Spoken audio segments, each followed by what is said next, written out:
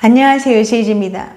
오늘은 나에게 꼭 맞는 건강한 수면 자세에 대해서 말씀드려 볼게요. 구독과 좋아요, 알림 설정까지 해주실 거죠? 그럼 바로 시작할게요.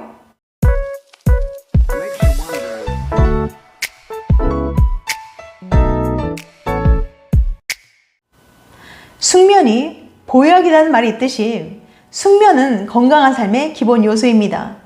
잠을 자야 심신이 정화되고 끊임없이 움직이는 생각 또한 쉬게 됩니다. 면역 기능을 정상화하기 위해서도 숙면은 정말 중요해요.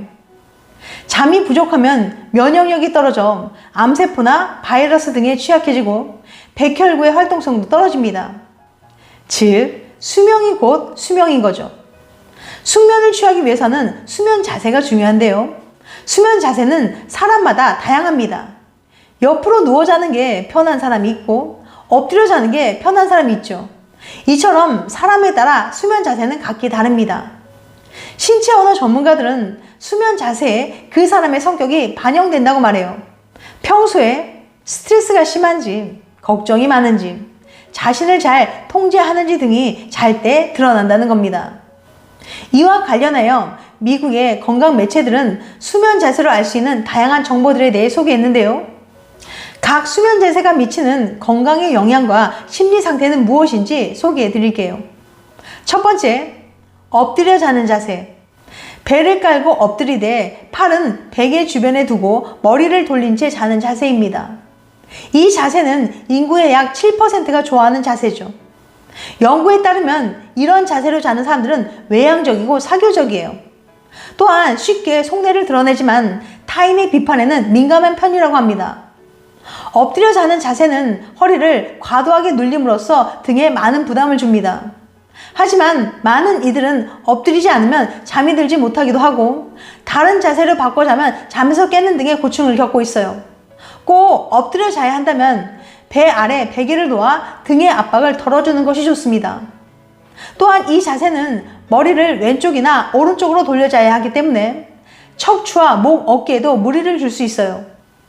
따라서 최대한 머리를 돌리지 않도록 주의해야 합니다. 두 번째, 군인 자세. 제가 이렇게 자거든요. 천장을 보고 바로 누운 채 차렷 자세를 하여 팔을 곧게 펴서 몸 옆에 붙이는 군인 자세는 인구의 약 8%가 선호하는 자세입니다. 이렇게 똑바로 자는 걸 선호하는 사람들은 되게 조용하고 다른 이들과 어울리기보다는 혼자 지내는 걸 즐기는 편입니다. 자신은 물론 타인에 대해서도 기대치가 높은 것이 특징이죠. 군인 자세는 건강한 등을 위한 최고의 수면 자세입니다. 머리와 경추에서 흉부와 요추를 거쳐 골반까지 척추가 정렬되기 때문이죠. 특히 역류성 식도염을 앓고 있는 사람에게 좋습니다. 베개에 의해 머리가 올라가 다소 증상을 완화하기에 적합하기 때문이죠. 세 번째, 태아 자세. 태아 자세란 무릎을 가슴 쪽으로 구부리고 옆으로 누워서 아기처럼 웅크리고 있는 자세를 말합니다. 수면 관련 연구 조사들에 의하면 대부분의 사람들이 취하는 가장 흔한 수면 자세이며 남성보다는 여성들이 선호합니다. 이처럼 웅크린 이 자세를 취하는 사람들은 성격이 따뜻하고 친절한 경향이 있어요. 겉으로 보기에는 소심해 보이지 않지만 기본적인 성향 자체는 내성적이기 때문에 학습된 외향적인 성향을 보이는 이들이 많이 취하는 자세입니다. 태아 자세는 아늑하고 안정적인 자세로 인식됩니다.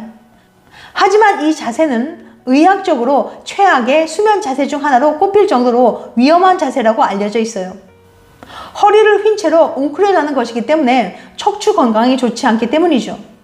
따라서 이 자세로 자는 이들은 근육이나 허리에 대한 긴장감을 줄일 수 있도록 쿠션이나 베개를 따로 마련하여 무릎 사이에 끼고 자는 것이 좋습니다. 또한 이 자세는 횡격막의 호흡에 제한을 줄 수 있기 때문에 숨을 편하게 쉬어 깊은 잠을 잘 수 없다는 한계가 있습니다. 네 번째, 통나무 자세. 통나무 자세란 양쪽 팔을 쭉 뻗고 누워 어깨 한쪽이 눌린 듯한 자세입니다. 수면 방식에 대한 연구에 의하면 이 자세로 잠을 자는 이들 중 잘 잤다고 느끼는 이들은 10%도 안 된다고 해요. 이 자세로 즐겨 자는 사람들은 주로 느긋하고 사교적이며 쉽게 다른 사람을 신뢰하는 성향을 갖고 있습니다. 그렇기에 전반적으로 대인관계가 원만하다는 말을 많이 듣습니다. 좋게 말하자면 인간미가 넘치지만 나쁘게 말하자면 허술하고 귀가 얇아 보이스피싱 등 사기를 당해 손해를 보는 일이 잦은 편이에요. 이 자세를 얼핏 보면 태아 자세와 비슷해 보이지만 척추를 펴고 잔다는 점에서 차이가 있기에 허리 건강에 더 좋습니다. 또한 코골이를 최소화하는 데 가장 효과적인 자세이기도 하죠. 이 자세로 자는 사람들이 더 깊게 자기 위해서는 베개의 높이를 좀 더 높여 목을 받쳐주는 것이 좋습니다. 5번째, 갈망형 자세. 갈망형 자세란 양팔을 앞으로 뻗고 옆으로 눕는 자세를 말해요. 마치 무언가를 끌어안고 싶어하는 것처럼 보여 갈망형 자세라고 불리게 되었습니다. 옆으로 누워 자기 때문에 통나무 자세와 비슷해 보이지만 팔을 뻗는다는 점에서 차이가 있어요. 이 자세로 자는 사람들은 개방적이면서도 의심이 많고 냉소적인 성향이 있습니다. 신중한 성격이라 무엇을 결정해야 하는 상황에서 심각하게 고민하는 편이지만 한번 결정이 내려지면 다시 번복하지 않을 정도로 단호한 성격을 보이는 것이 특징이에요. 이 자세가 통나무형보다 건강에 더 좋지 않은 이유는 팔을 내민 채로 자기 때문에 어깨와 팔에 압력을 주어 통증을 유발할 수 있기 때문이죠. 따라서 자면서 상반신을 움직여 몸통의 옆면이나 반대쪽 팔의 위치를 바꿔주는 것이 훨씬 좋습니다. 6번째, 자유낙하형 자세. 자유낙하라는 이름답게 자유분방한 자세로 몸을 엎드려 자는 자세를 말합니다.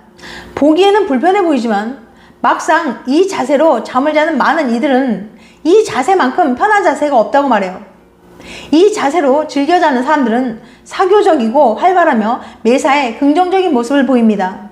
하지만 참을성이 부족하고 성격이 불같은 편이라 다소 다혈질적인 모습을 보일 때가 있으며 특히 잔소리에 예민하게 굴어 발끈하는 모습을 자주 보이기도 합니다.